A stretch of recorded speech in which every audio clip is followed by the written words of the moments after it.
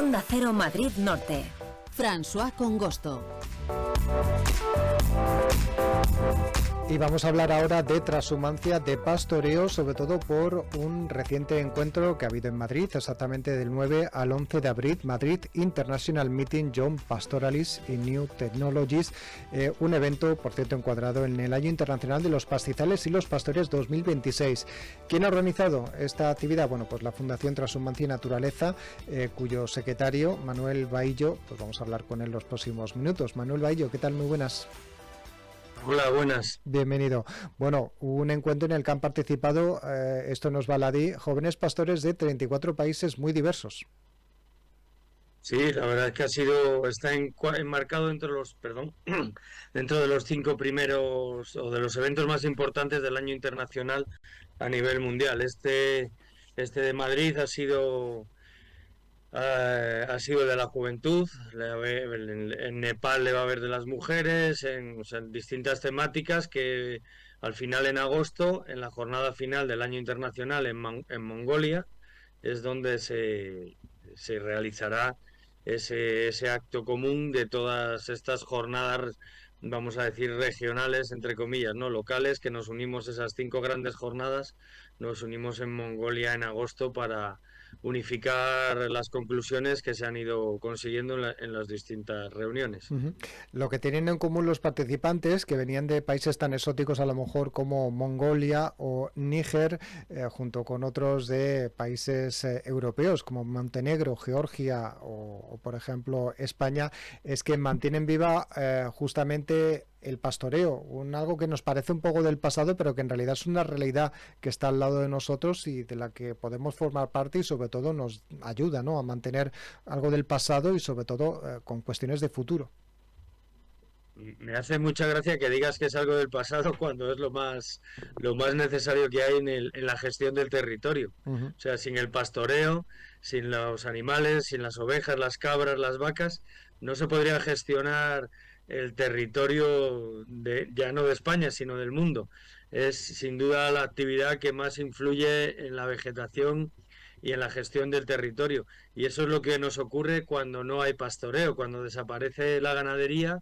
Lo que viene detrás son los grandes incendios. Esos gigantes incendios que estamos viendo constantemente son porque nadie retira la masa vegetal de los montes, y al no retirarse por el ganado, al final el que viene cuando se ha acumulado es una sequía y un gigante incendio que pone en peligro todos los ecosistemas, las poblaciones y aumenta los gases de efecto invernadero. Así que no nos queda más remedio a todos y a las administraciones sobremanera que apostar por los ganaderos en extensivo y por el pastoreo. Uh-huh. O sea que más de actualidad no va a estar que ahora y tenemos que apoyarlo cada vez más. Y para ser tan importante, lo cierto es que los pastores que se han estado reuniendo también han denunciado un poco las cuestiones burocráticas a las que se enfrentan a la hora de seguir con sus explotaciones. Sí, son muchas las conclusiones a las que han llegado, y una de ellas también es que necesitan que la burocracia sea más ágil, que se eliminen trabas, sobre todo cuando se realizan movimientos transhumantes, que tienen que cambiar en el caso de España de comunidad autónoma, pero en otros países tienen que cambiar hasta de país, ¿no? La frontera se ha movido, pero la zona de pasto de invierno, de verano, donde ellos van, sigue estando ahora en otro país y tienen que cumplir una serie de normativas que muchas veces son muy difíciles o casi imposibles. Uh-huh. ¿A qué tipo de situaciones burocráticas tiene que enfrentarse un pastor? Bueno, por poner el ejemplo de España, que vivimos constantemente o con cierta asiduidad y que hace que muchos pastores no trashumen, simplemente ponerte el ejemplo de si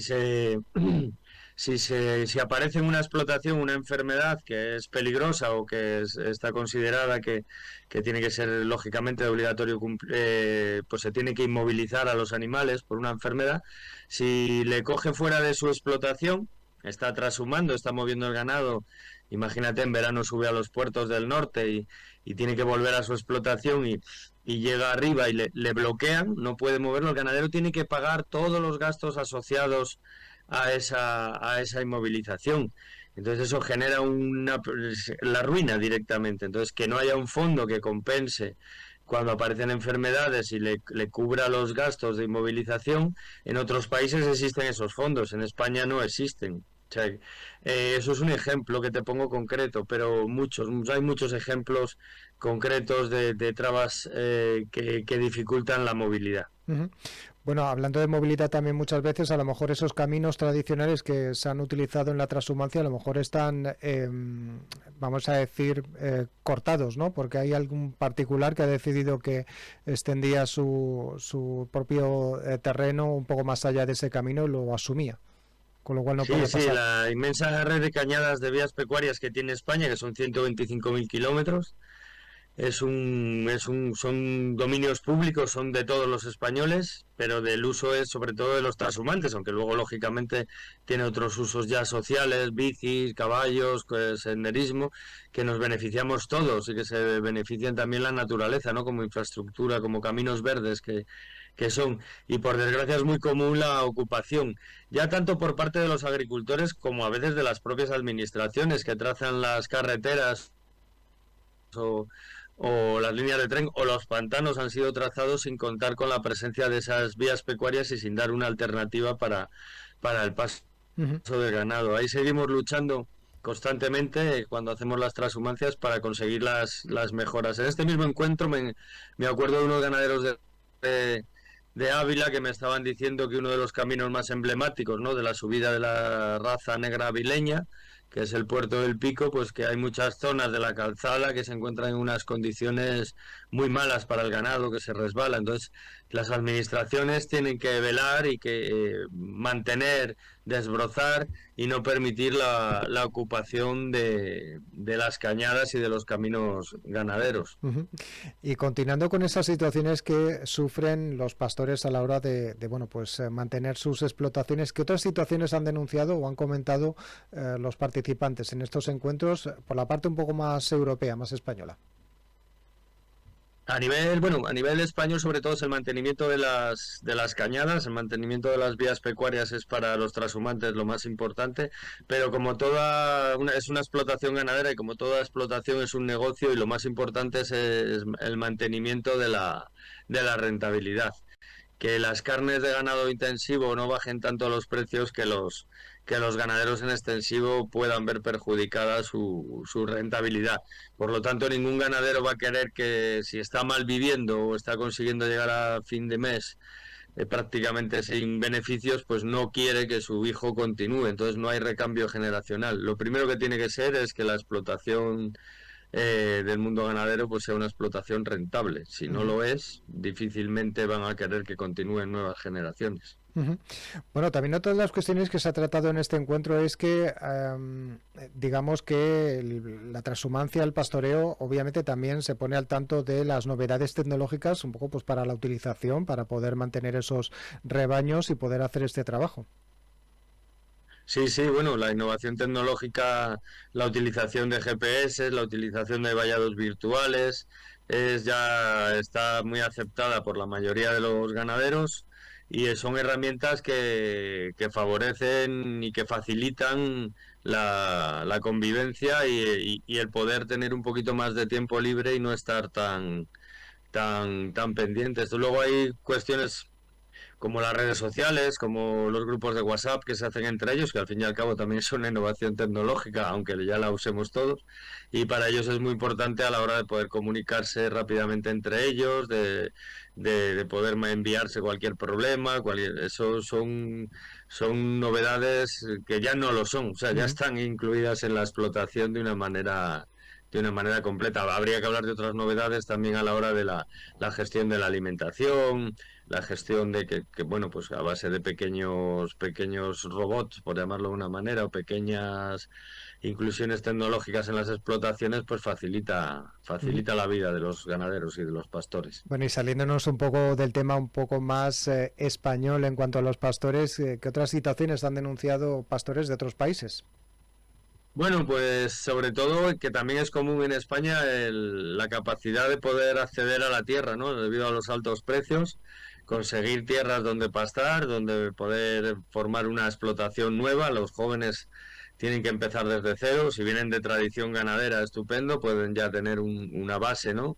pero si empiezan desde cero lo tienen muy complicado porque tienen las ayudas no son suficientes para las instalaciones. Y eso ocurre también aquí en España y en todo el mundo. Y a nivel de en zonas con graves problemas de agua, otro de los grandes problemas que tienen es el acceso al agua, ¿no? Imagínate que tienen que hacer 100 kilómetros, 200 kilómetros y tienen un punto o dos de agua y eso pertenece pues a otra administración o pertenece en el caso de África pues a otra comarca y bueno, son momentos complicados de negociación y conseguir tener acceso al agua para todos los ganaderos es muy importante. Bueno, pues hemos conocido un poquito más esa realidad de nuestros campos, de la zona natural, con Manuel Baillo, que es secretario de la Fundación Transhumancia y Naturaleza, organizadora de dicho evento que ha acogido a jóvenes pastores de 34 países de todo el mundo este fin de semana en Madrid. Enhorabuena por el encuentro y también, obviamente, muchas gracias por habernos traído estas problemáticas a las que se enfrentan estas personas que han decidido pues hacer esta labor de pastoreo y sobre todo pues esa ganadería extensiva.